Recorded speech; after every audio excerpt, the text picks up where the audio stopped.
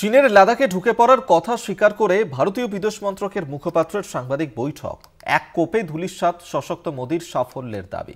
সীমান্তে অনুপ্রবেশ রোধে সার্জিক্যাল স্ট্রাইক, এয়ার স্ট্রাইক কি তবে ফাঁকা বলি? প্রশ্ন কূটনৈতিক মহলের।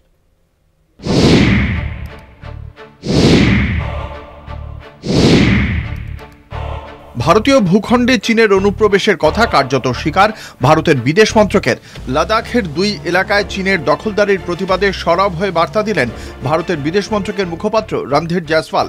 ফলে মোদী সরকারের বারবার সীমান্তে অনুপ্রবেশ রোধের দাবি এক প্রকার মাঠের বাইরে চলে গেল।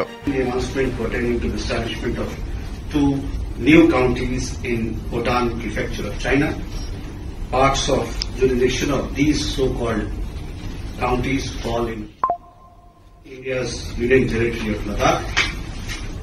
We have never accepted the illegal Chinese occupation of Indian territory in this area.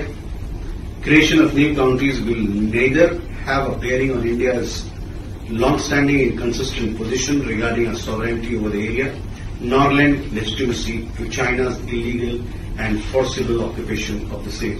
We have lodged solemn protest with the Chinese side through diplomatic channels. প্রতিবেশী দেশগুলির সঙ্গে ভারতের নরমপন্থী মনোভাবের বদলে দেশের বর্তমান প্রধানমন্ত্রীর এক শক্তিশালী ইমেজ তৈরি করে বর্তমান বিজেপি নেতৃত্বাধীন কেন্দ্রীয় সরকার। বারবার প্রমাণ করার চেষ্টা হয় প্রতিবেশী পাকিস্তান, বাংলাদেশ, চীনকে পাল্টা দিতে তৈরি ভারত। বারবার উরির সার্জিক্যাল স্ট্রাইক, বালাকোটের এয়ার স্ট্রাইকের কথা তুলে নিজেকে শ্রেষ্ঠ বলে প্রমাণের চেষ্টা চালিয়ে যাচ্ছিলেন Narendra Modi.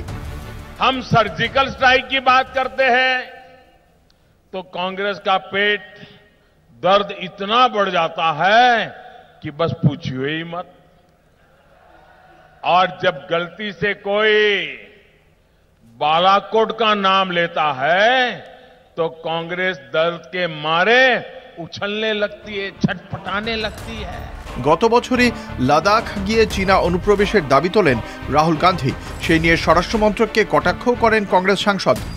Well, if you call having Chinese troops in 4,000 square kilometers of our territory handling something well, then maybe. So I don't think Mr. Modi's handled China well at all. I think there's no reason Chinese troops should be sitting in our territory. বাংলাদেশে সনাতনী হিন্দুদের আক্রান্ত হওয়া নিয়ে গলা ফাটিয়েছে BJP. সে দেশের পরিস্থিতি নিয়েও বারবার প্রশ্ন তোলা হয়েছে। চীনের অনুপ্রবেশের পাল্টা হিসেবে কঠোর বন্দোবস্তের কথা মুখে দাবি করেছেন মোদী মন্ত্রিসভার দিকপালরা। পাকিস্তানের ক্ষেত্রেও চিত্রটা অনেকটাই এক, কিন্তু আদতে পরিস্থিতি কি তা জলের মতো স্পষ্ট করে দিল বিদেশ মন্ত্রকের মুখপাত্রের বার্তাটি। চীনের সঙ্গে চলতে থাকা টানাপোড়েন শেষ হওয়ার কথা জানিয়ে সে দেশের সফরে দেশের নিরাপত্তা উপদেষ্টা অজিত দোভাল। কিন্তু পরিস্থিতি কি আদৌ করায়ত্ত হয়েছে? তখনই প্রশ্ন তোলে কূটনৈতিক মহল। প্রতিবেশীদের ওপর ছড়ি ঘোরানো নিয়ে মোদির আত্মপ্রচার যে আসলে ফাঁকা বলি মাত্র, তা সরাসরি সামনে এনে দিল বিদেশ মন্ত্রকের এই বার্তা। এক প্রকার এই সম্মানহানির পর মোদির পরবর্তী পদক্ষেপের অপেক্ষায় গোটা দেশ। চীনের প্রতি বিদেশ মন্ত্রকের বার্তাতেই কি এর শেষ, নাকি আরও কোনো বড় পদক্ষেপ করা হবে? প্রশ্ন তুলেছেন বিশেষজ্ঞরা। কলকাতা টিভি। লাদাখে চীনের দখলদারির দাবি, ভারতের বিদেশ মন্ত্রকের সেই দাবি স্বীকার। প্রতিবেশীর প্রতি কঠোর মনোভাবের দাবি করে আসা মোদী সরকারের দাবি আসলে ঢক্কানি নাদ। সত্যি কি হয়েছিল এয়ার স্ট্রাইক বা সার্জিক্যাল স্ট্রাইক? প্রশ্ন উঠলেও উত্তর দেবে কারা? 27 ডিসেম্বর চীনের সরকারি সংবাদ মাধ্যমে জানানো হয়, দেশের উত্তর পশ্চিম ভাগে 2 নতুন প্রদেশ তৈরি হয়েছে, হিয়ান প্রদেশ এবং হেকাং প্রদেশ।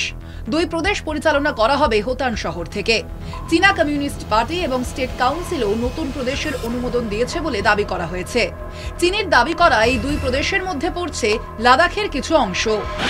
2020 সালে এলএসি পার করে ভারতীয় ভূখণ্ডের লাদাখের বেশ কিছু এলাকায় অনুপ্রবেশের অভিযোগ ওঠে চীনের বিরুদ্ধে।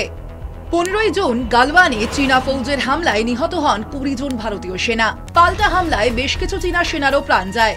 দাবি করা হয় চীনের এলাকায় ঢুকে চীনা সেনাদের মেরে এসেছে ভারতীয় সেনা। সার্জিক্যাল স্ট্রাইকের এই দাবি করে বারবার নিজের কোলে ঝোল টানার চেষ্টা করে মোদী সরকার, কিন্তু আদতে যে সেই দাবি অন্তঃসার শূন্য তার প্রমাণই মিলল চীনের ঘোষণায়। পাক সেনার সীমান্তে বারবার সক্রিয়তা বাড়াবার বিরোধিতায় বালাকোট এয়ার স্ট্রাইকের দাবি তোলে মোদী সরকার। 2019-এর 26শে ফেব্রুয়ারি ভারতীয় বিমান বাহিনী পাকিস্তানের বালাকোটে জৈশ-ই-মোহাম্মদের একটি বড় জঙ্গি প্রশিক্ষণ শিবির ধ্বংস করে।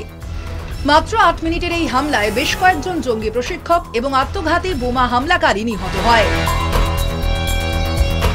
একের পর এক প্রতিবেশীদের প্রতি কঠোর মনোভাবের তালিকা তৈরি করে মোদী সরকার এভাবেই প্রধানমন্ত্রীর শক্তিশালী পদক্ষেপের আত্মপ্রচার চালিয়ে যায়।